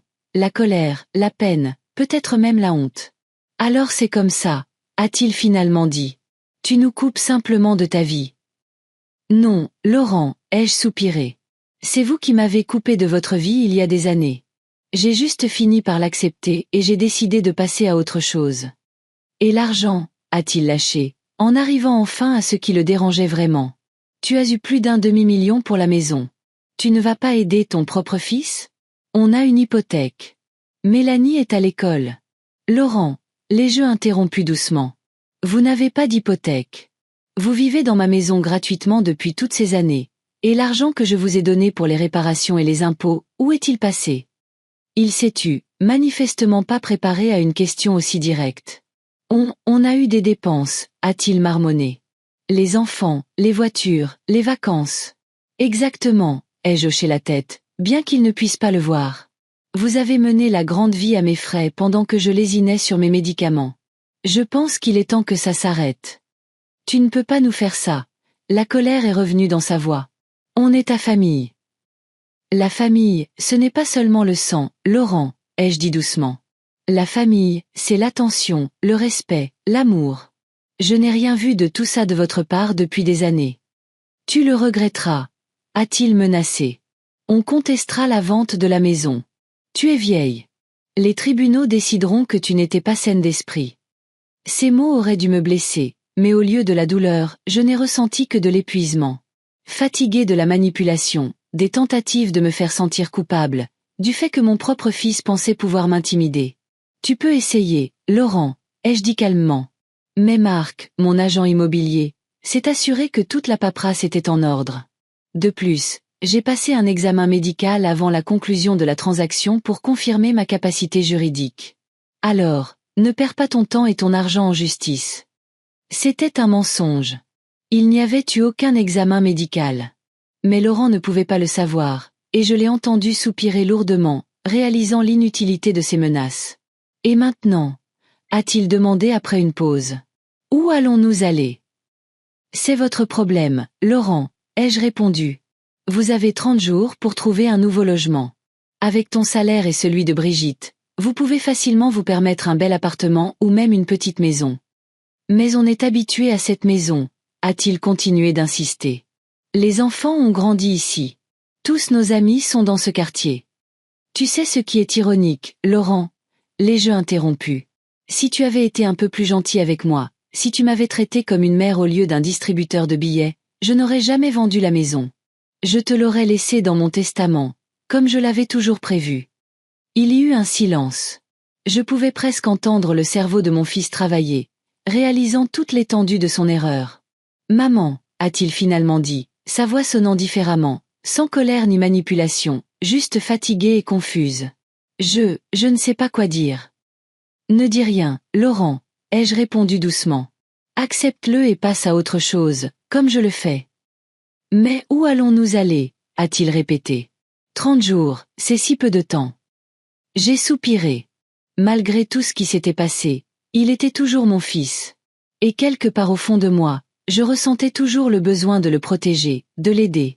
Je ne te donnerai pas d'argent pour une nouvelle maison, ai-je dit fermement. Mais si vous avez besoin de temps, je peux parler au quartier. Peut-être qu'ils accepteront de prolonger le délai d'expulsion à 60 jours au lieu de 30. Cela devrait être suffisant pour trouver un nouveau logement. Tu ferais ça? Sa voix était surprise. Oui. Laurent, ai-je répondu avec lassitude. Parce que malgré tout, je suis toujours ta mère et je ne veux pas que toi ou les enfants vous retrouviez à la rue. Après une pause, il a dit doucement, merci. Ce « merci » était le premier mot de gratitude sincère que j'entendais de sa part depuis de nombreuses années. Et bien que je sache que notre relation ne serait plus jamais la même, dans ce simple merci, il y avait une petite lueur d'espoir que peut-être, avec le temps, nous pourrions construire quelque chose de nouveau, basé sur le respect mutuel, et non sur la dépendance et la culpabilité. Au revoir, Laurent, ai-je dit doucement. Je t'appellerai quand j'aurai parlé au quartier. J'ai raccroché, me sentant étrangement soulagé. La conversation ne s'était pas aussi mal passée que je l'avais craint. Oui, il y avait eu des accusations et des menaces, mais à la fin, nous étions parvenus à une sorte de compréhension, ou du moins à une trêve. J'étais assise en silence, réfléchissant à notre conversation, quand j'ai entendu la porte s'ouvrir. Zoé était rentrée du travail plus tôt que d'habitude. « Eliane, vous êtes réveillée ?» a-t-elle appelé en entrant dans l'appartement. « Dans la cuisine », ai-je répondu, en essuyant mes dernières larmes. Zoé est entrée, toujours dans son uniforme médical, le visage fatigué mais heureux. En voyant mon expression, elle a tout de suite su que quelque chose s'était passé. « Qu'est-ce qui ne va pas ?» a-t-elle demandé en s'asseyant à côté de moi. « Vous avez pleuré ?» J'ai hoché la tête. Laurent a appelé. Il a reçu l'avis d'expulsion. Zoé m'a pris la main, ses yeux pleins de sympathie. Comment a-t-il réagi? Au début, il était en colère et a menacé de porter plainte, ai-je dit avec un faible sourire. Puis il a commencé à marchander, laissant entendre qu'il avait besoin de l'argent de la vente de la maison. Et puis, il a juste demandé où ils allaient aller. Et qu'avez-vous dit? J'ai soupiré. Je lui ai dit que c'était leur affaire, mais j'ai proposé de parler au quartier pour prolonger le délai d'expulsion à 60 jours. Zoé a hoché la tête. C'est très généreux de votre part, compte tenu de la façon dont ils vous ont traité. Il est toujours mon fils, ai-je répondu simplement.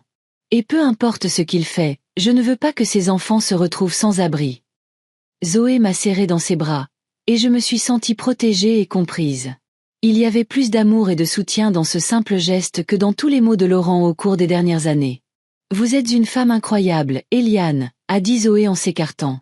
Et je suis si contente que nous allions bientôt vivre ensemble. J'ai souri, sentant le poids de la conversation se lever progressivement. Moi aussi, ma chère. Moi aussi.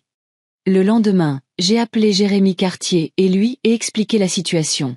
À ma grande surprise, il a immédiatement accepté de prolonger la date d'expulsion. Nous comprenons que trouver un nouveau logement peut prendre du temps, a-t-il dit. 60 jours, ce n'est pas un problème. Nous pouvons rester chez les parents de Laure en attendant. J'ai été touchée par sa compréhension et rassurée que la maison soit entre de bonnes mains. Après cela, j'ai appelé Laurent et lui ai annoncé la bonne nouvelle. Il s'est montré prudemment reconnaissant et a promis qu'il commencerait à chercher un nouveau logement immédiatement. « Maman », a-t-il dit avant de raccrocher. Je suis désolée pour tout. Ce n'était pas une excuse complète, mais pour Laurent, qui n'avait jamais reconnu ses erreurs, c'était un grand pas. J'ai accepté ces mots avec gratitude, sachant que la véritable réconciliation prendrait beaucoup plus de temps et d'efforts de part et d'autre. Les jours suivants se sont passés à préparer mon déménagement. Zoé et moi avons continué à meubler ma future chambre, transportant les choses par l'eau pour ne pas avoir à porter de lourdes charges. À la fin de la semaine, presque tout était prêt. Il ne restait que quelques babioles et les finitions. Samedi matin, alors que nous prenions le petit déjeuner dans la cuisine de Zoé, mon téléphone a sonné. C'était Mélanie, ma petite fille, qui ne m'avait pas appelée depuis des mois. Mamie. Sa voix semblait incertaine, presque effrayée. Oui, ma chérie, ai-je répondu, en essayant de cacher ma surprise. J'ai entendu parler de la maison, a-t-elle commencé. Papa a dit que tu l'avais vendue.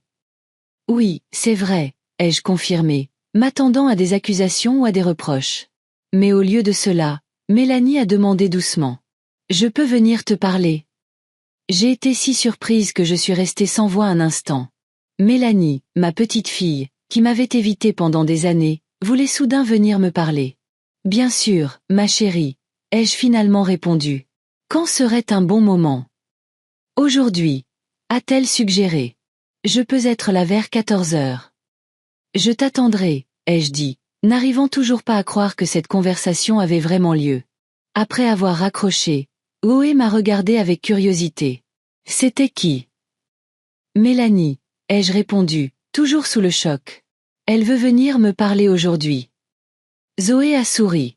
C'est bien, non?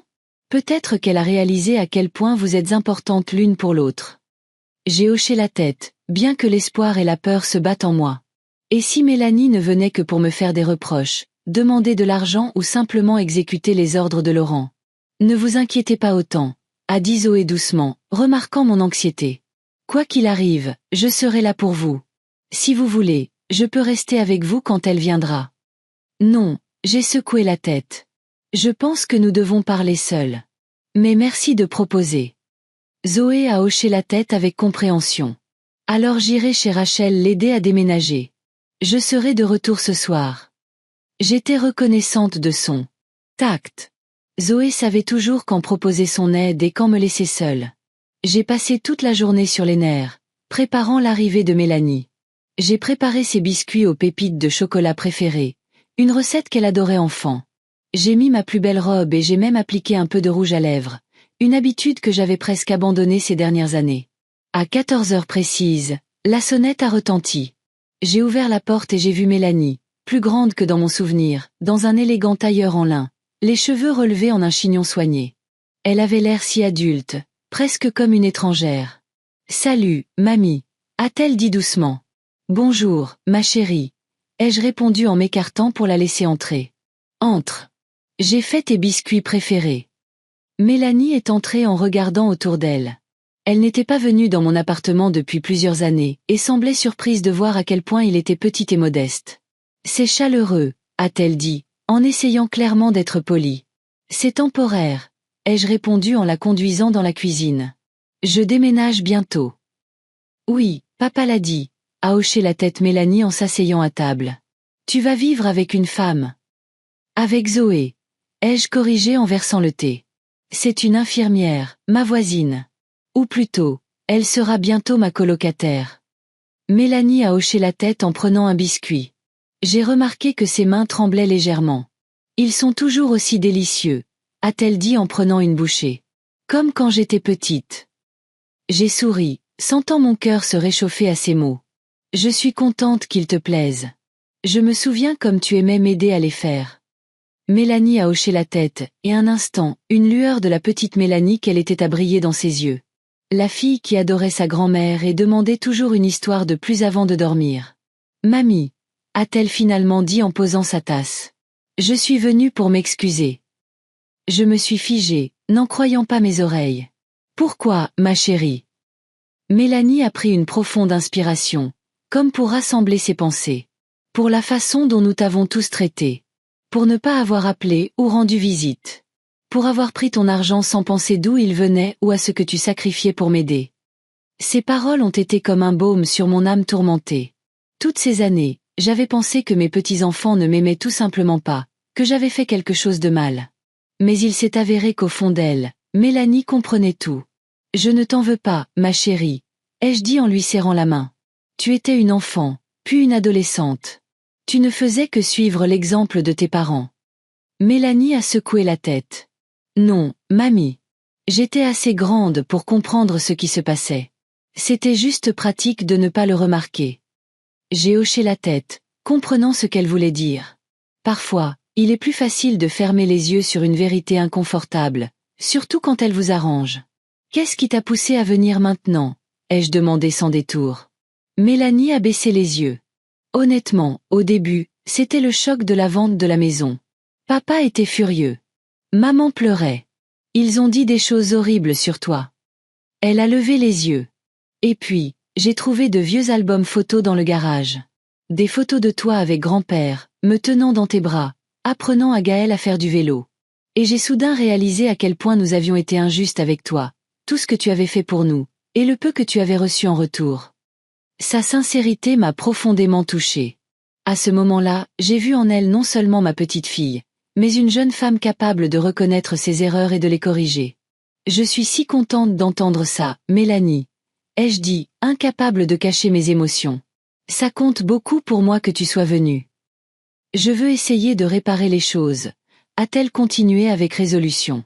Je ne peux pas parler pour papa ou Gaël, mais personnellement, je veux réparer notre relation. C'est-à-dire, si tu ne m'as pas encore rayé de ta vie. J'ai souri à travers mes larmes. Jamais, ma puce. Tu seras toujours ma petite fille, quoi qu'il arrive. Nous avons parlé longtemps. Mélanie m'a parlé de ses études universitaires et de ses projets d'avenir. Je lui ai parlé de Zoé, de notre amitié et de la façon dont nous avions décidé de vivre ensemble. À ma grande surprise, Mélanie n'a pas jugé ma décision. Au contraire, elle a exprimé sa joie que j'ai trouvé quelqu'un qui se souciait vraiment de moi. Tu sais, mamie, a-t-elle dit en terminant sa 3e tasse de thé. J'aimerais rencontrer Zoé. Elle a l'air d'être une personne formidable. Elle l'est, ai-je hoché la tête. Je pense que vous vous entendriez bien toutes les deux. Peut-être que tu aimerais venir dîner la semaine prochaine, une fois que nous serons installés. J'adorerais, a souri Mélanie. Et dans ce sourire, j'ai vu une lueur de la petite fille que j'avais autrefois connue et aimée. Quand elle est partie, nous nous sommes serrés dans les bras. Et ce n'était pas une étreinte formelle comme ces dernières années, mais une étreinte sincère et chaleureuse. Je t'appellerai cette semaine, a promis Mélanie. Et je viendrai dîner. Promis. Après son départ, je suis restée assise dans mon fauteuil, submergée par l'émotion. Le jour que j'avais tant redouté s'est avéré être l'un des plus heureux depuis de nombreuses années. Peut-être que je n'avais pas perdu toute ma famille. Peut-être qu'il y avait une chance que Mélanie et moi puissions construire une nouvelle relation, plus saine. Quand Zoé est revenue, je lui ai tout raconté. Elle était sincèrement heureuse pour moi. Vous voyez, Eliane, a-t-elle dit, parfois, il faut faire un pas décisif pour que les choses changent. Si vous n'aviez pas vendu la maison, tout serait resté pareil. Je savais qu'elle avait raison. Parfois, il faut bousculer l'ordre établi des choses pour déclencher le processus de changement. J'ai invité Mélanie à dîner la semaine prochaine, ai-je dit. J'espère que ça ne te dérange pas.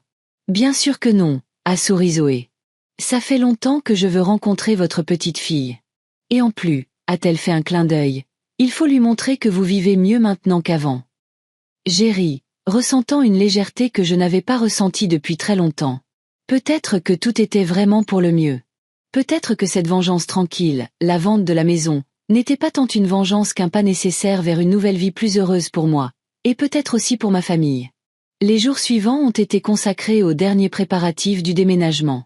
Zoé et moi avons déplacé les dernières affaires, mis tout en place et accroché des rideaux dans ma nouvelle chambre.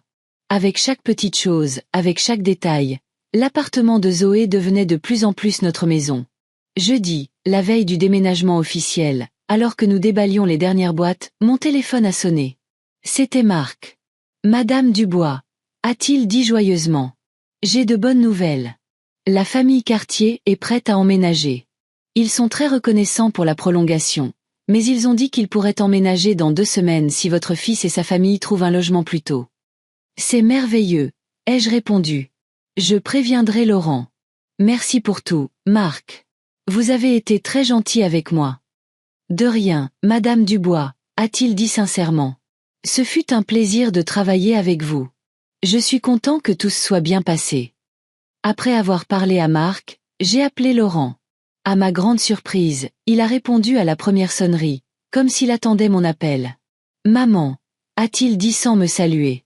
J'allais justement t'appeler. Y a-t-il un problème? Ai-je demandé, me tendant. Non, non, c'est une bonne nouvelle, s'est-il empressé de me rassurer. On a trouvé une maison. Elle est petite, mais dans un quartier agréable, pas loin du travail. La banque a approuvé l'hypothèque, et on peut emménager dans 10 jours. C'est merveilleux, Laurent, ai-je dit sincèrement. Je viens de parler avec Marc et il a dit que les quartiers sont prêts à emménager dans 2 semaines. Super. Tout se met en place, a-t-il dit, l'air soulagé. Maman, Il a hésité, comme s'il cherchait les bons mots. Je voulais te dire merci d'avoir prolongé le délai d'expulsion. Sans ces jours supplémentaires, on n'aurait pas pu trouver une maison convenable. De rien, ai-je répondu doucement. Je suis contente que tout se soit arrangé. Il y eut une pause, et je pouvais presque sentir physiquement Laurent lutter avec lui-même, essayant de dire autre chose. Mélanie a dit qu'elle était chez toi, a-t-il finalement dit. Oui, ai-je confirmé. On a bien discuté. Elle a compris beaucoup de choses, a dit Laurent maladroitement. On a tous compris beaucoup de choses. Ces derniers jours. Je suis restée silencieuse, lui laissant la possibilité de continuer. Maman, sa voix était incertaine, presque effrayée. Quand on aura déménagé et qu'on sera un peu installé, peut-être que tu viendrais dîner, voir la nouvelle maison. L'invitation m'a prise par surprise. Après tout ce qui s'était passé, après toutes les accusations et les menaces, Laurent m'invitait dans sa nouvelle maison. C'était un petit pas, mais significatif, vers la réconciliation. J'adorerais, ai-je répondu, sentant une boule dans ma gorge. Et peut-être que toi, Brigitte et les enfants, vous pourriez venir voir Zoé. J'aimerais que vous la rencontriez tous. Laurent est resté silencieux, et j'ai eu peur d'être allé trop loin. Mais il a ensuite dit doucement. Oui, bien sûr. On aimerait beaucoup rencontrer ta nouvelle famille. Ma nouvelle famille. Ces mots, prononcés par Laurent, sonnaient étranges, mais justes. Zoé était vraiment devenue ma famille. Pas par le sang, mais par l'amour et l'attention. Super, ai-je dit. Alors on se fixera une date quand vous aurez déménagé. Nous nous sommes dit au revoir et j'ai raccroché, ressentant un étrange mélange d'émotions. La joie de la possibilité de réconciliation avec mon fils. L'espoir d'une nouvelle relation, plus saine, mais aussi la prudence. Trop de temps avait passé. Trop de blessures s'étaient accumulées pour être réparées par une seule conversation. Zoé, qui m'avait observé pendant la conversation, s'est approchée et m'a passé un bras autour des épaules. Ça va. J'ai hoché la tête. Laurent a trouvé une nouvelle maison et il m'a invité à dîner quand ils auront emménagé. C'est bien, non? A-t-elle demandé prudemment. Oui, ai-je répondu après un moment de pause. Je pense que oui. C'est une chance de tout recommencer. Bien que je ne me fasse aucune illusion, on a un long chemin à parcourir. Zoé a hoché la tête avec compréhension. L'important, c'est que vous ayez commencé. Et quoi qu'il arrive, je serai toujours là pour vous. J'ai serré sa main, ressentant une profonde gratitude pour cette personne qui était devenue mon roc pendant la période la plus difficile de ma vie. Tu sais quoi? A dit Zoé soudainement. On va fêter ton déménagement officiel. Demain, quand on aura apporté tes dernières affaires, on fera une petite fête, juste toi et moi. C'est une excellente idée, ai-je souri. Que as-tu en tête? Du champagne, un bon dîner, peut-être même un gâteau, a dit Zoé en comptant sur ses doigts. Et invitons Madame Durand du dessus et Rachel. Elles seront heureuses de fêter ça avec nous. L'idée d'une petite fête pour célébrer le début d'une nouvelle vie m'a réchauffé le cœur. Non pas parce que j'avais vendu la maison et que je m'étais vengée de mon fils, mais parce que j'avais enfin trouvé la force de commencer à vivre pour moi-même, de m'entourer de personnes qui se souciaient vraiment de moi. Le lendemain, nous avons déménagé mes dernières affaires de mon ancien appartement. Quand j'ai fermé la porte pour la dernière fois, mon cœur était léger. Je ne ressentais ni regret, ni nostalgie. Ce minuscule appartement où j'avais passé 15 ans n'avait jamais été une vraie maison, juste un endroit où je dormais et mangeais, vivant dans le passé et espérant un avenir qui n'est jamais venu. Maintenant, J'avais un nouvel avenir avec Zoé. Peut-être une relation restaurée avec mes petits-enfants, de nouveaux amis et de nouvelles opportunités que l'argent de la vente de la maison allait offrir. Le soir, comme Zoé l'avait prévu, nous avons fait une petite fête. Madame Durand a apporté une tarte maison et Rachel une bouteille de bon vin. Nous nous sommes assises autour de la table, riant et discutant des projets d'avenir. Je me sentais plus jeune que je ne l'avais été depuis des années, comme si un poids lourd avait été enlevé de mes épaules, me permettant de me redresser et de respirer librement. Au nouveau départ, a proclamé Zoé en levant son verre de champagne. Et que notre maison soit toujours remplie de rire et d'amour. Au nouveau départ, avons-nous répété à l'unisson, et j'ai senti des larmes de bonheur me monter aux yeux. Assise là, entourée de ces femmes, jeunes et moins jeunes, liées non par le sang, mais par une amitié et une attention sincères, j'ai réalisé que la vengeance que j'avais planifiée en vendant la maison n'était pas du tout une vengeance. C'était une libération du passé, des fausses attentes, des relations qui n'apportaient que de la douleur. Je ne savais pas ce qui m'attendait, si ma relation avec Laurent et mes petits-enfants serait complètement restaurée, comment ma vie avec Zoé se déroulerait, ce que je ferais avec l'argent de la vente de la maison. Mais pour la première fois depuis de nombreuses années, je regardais l'avenir avec espoir et confiance que, quoi qu'il arrive, je serais capable de faire face. Parce que maintenant, j'avais une vraie famille, non pas par le sang, mais liée par quelque chose de bien plus important, le respect mutuel, la compréhension et l'amour. Quand les invités sont partis tard dans la soirée et que Zoé et moi nous sommes retrouvés seuls, je suis sortie sur le petit balcon et j'ai regardé la ville nocturne. La ville où j'avais vécu toute ma vie semblait soudain différente, pleine de possibilités et de nouveaux chemins. Zoé m'a suivie et s'est tenue à côté de moi, posant sa main sur mon épaule. « À quoi pensez-vous, Eliane ?» J'ai souri, sans quitter des yeux les lumières qui scintillaient au loin. À la façon dont parfois, la fin n'est que le début. Et que la famille, ce ne sont pas seulement les gens auxquels on est lié par le sang, mais aussi ceux que l'on choisit avec son cœur. Zoé a silencieusement serré mon épaule, et nous sommes restés là, regardant la ville la nuit, jusqu'à ce qu'une brise fraîche nous incite à retourner dans la chaleur de notre nouvelle maison, une maison que nous avions créée ensemble, et qui commençait déjà à se remplir de nouveaux souvenirs heureux. La vente de la maison était terminée. La famille Cartier se préparait à emménager. Et moi, Eliane Dubois, à 78 ans, je commençais un nouveau chapitre de ma vie. Un chapitre dans lequel j'étais enfin le personnage principal, et non un personnage secondaire dans la vie de quelqu'un d'autre.